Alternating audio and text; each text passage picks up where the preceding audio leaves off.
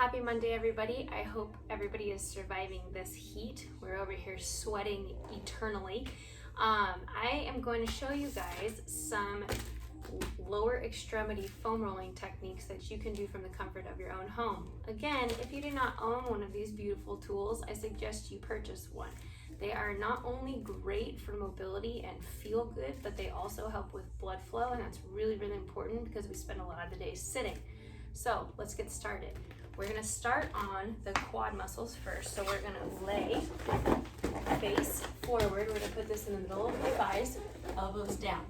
So now what we do is we don't wanna just steamroll back and forth. We wanna target the area. So we're going to bend the knee and we're going to find a spot that gets tender. When we get there, we're gonna straighten and bend the knee on that spot. And you can do this as you're moving up and down the foam roller, but essentially what you're doing is you're creating a sticking point. From that sticking point, the tissue is being stretched every time the knee bends, then it relaxes. Then it's getting stretched, then it relaxes. We're doing the same technique on the side of the quad. Now, here is the caveat. We are not foam rolling the side of the leg. That's the IT band, and there is no point in rolling IT band because it doesn't stretch. So we're going to move ourselves slightly forward onto the lateral quad, which is about 45 degrees. And again, we're gonna bend and straighten that leg while we look for those tender spots. When we find a tender spot, we're gonna stay on it and we're gonna bend and straighten that leg until that tender spot decreases. Normally, you're looking at 30 seconds or 12 to 15 passes. Kind of just depends on how tight you are. Awesome. We're going to move into the middle of the thigh. So the way we position ourselves is 45 degrees. We're going to put our leg out to the side. And again, we're going to roll and find those tender spots. When we do, we can straighten the leg and bring it back, straighten the leg and bring it back, or we can roll internal rotation of the hip, external rotation of the hip, internal rotation of the hip, external rotation of the hip. So whichever one feels best for you and is the most effective. We want a big bang for our buck on this. We don't want to spend a whole lot of time on the foam roller. So we're going to transition on the back side of the leg now. So we're going to do calves up to hamstrings and into glutes. Rules still apply. Find the tender spot, move the limb, bend and straighten or flex and point the foot. 10 to 15 passes or until you feel some sort of relaxation, and then move on. Remember, your muscles, they're in a circle, right? They're trying to accommodate a circular limb. So we need to make sure that we roll around that circle. The muscles, they run generally lengthwise, but they're stacked like this, okay? So we want to hit all of those muscles. So calf,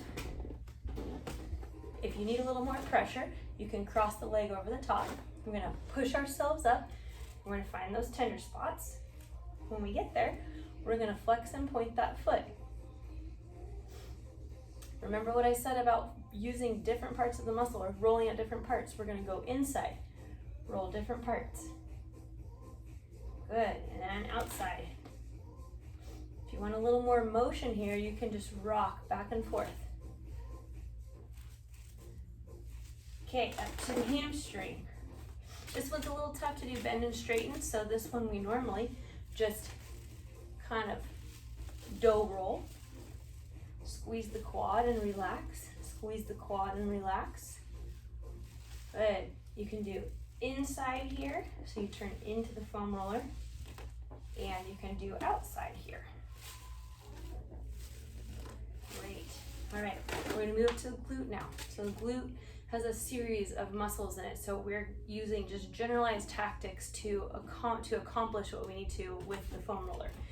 So the first one I like to do is a straight leg slightly on the side of the glute. You can roll straight back like this, but we don't want to roll on the tailbone. It's a bone and it's not going to do us any good. So we roll off the tailbone and we just roll back and forth on the glute. If you need a little more pressure, you can bend that knee straight up to your chest and then roll. That's going to give you a little bit more tension in the tissue, get you a little closer to the foam roller. Now we want to target the external rotators a little bit more carefully, so we're going to cross that foot over Again, you see my arm is holding me up. It's also responsible for pushing me back and forth. I just place my hand on my front knee. I rock towards you, so onto the glute. I'm gonna roll all the way to the top of that glute, feels like your low back, and then to my sit bone. All the way to the top of that glute, and back to the sit bone. We're just gonna keep going. Great. Give these foam rolling techniques a try on the lower extremity. Get creative, but don't take too much time foam rolling and dough rolling the muscles. Be very tactical about the ones you're trying to target. So it's great for mobility, great for increased blood flow, great to relieve soreness if you had a really tough workout, or just get some type of movement in the tissue. I also would recommend that we don't foam roll right before a workout, because physiologically it will slow down the tissue rate of contraction, which makes us a little slower. So this is a great thing to do first thing in the morning to get blood flow. Before you go to bed, again, more blood flow after you've had a really tough workout, or if you don't have time to do anything all day, hop on a foam roller and just roll those legs out really quick. All right, I hope you guys have a really great Monday. Enjoy your foam rolling, and we will see you next week.